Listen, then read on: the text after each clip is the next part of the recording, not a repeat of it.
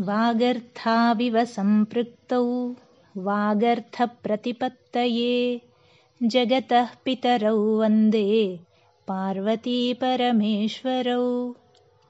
అందరికీ నమస్కారం. ఈరోజు మనం ఒక కథ గురించి తెలుసుకుందాం. కథ పేరు ఖాళీ పడవ. ఒకానొక అరణ్యమునందు ఒక ముని ప్రశాంతంగా ధ్యానం చేసుకుందామని ఒక చిన్న పడవను తీసుకుని తన ఆశ్రమానికి దూరంగా వెళ్ళి సరస్సు మధ్యలో ఆపి ధ్యానంలో నిమగ్నమయ్యాడు.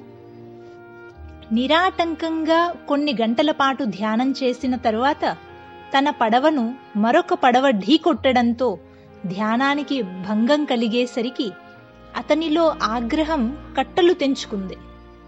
తన ధ్యానానికి భంగం కలిగించిన వాడిని శపించాలి అన్నంత కోపంతో కళ్ళు తెరిచారు. కానీ అక్కడ ఒక ఖాళీ పడవ మాత్రమే ఉంది. ఆ పడవలో మనుష్యులు ఎవ్వరూ లేరు. అది చూసి ఆయనకి చాలా ఆశ్చర్యమేసింది.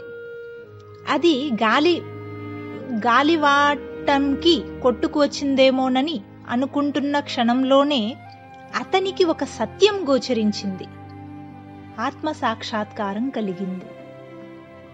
అసలు కోపం తనలోనే ఉందని, కేవలం బయట నుండి ఒక కుదుపు కారణంగానే అది బయటపడిందని ఆ ముని గ్రహించాడు.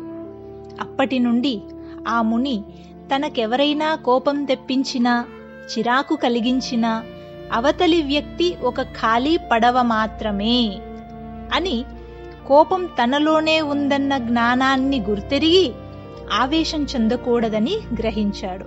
అందుకే మనం కూడా అప్పుడప్పుడు ఆత్మ పరిశీలన చేసుకుంటూ మనకు ఎదురయ్యే సమస్యలను ఒక సమగ్ర దృష్టితో విశ్లేషించి సమాధానం కనుక్కునే ప్రయత్నం చేయాలి.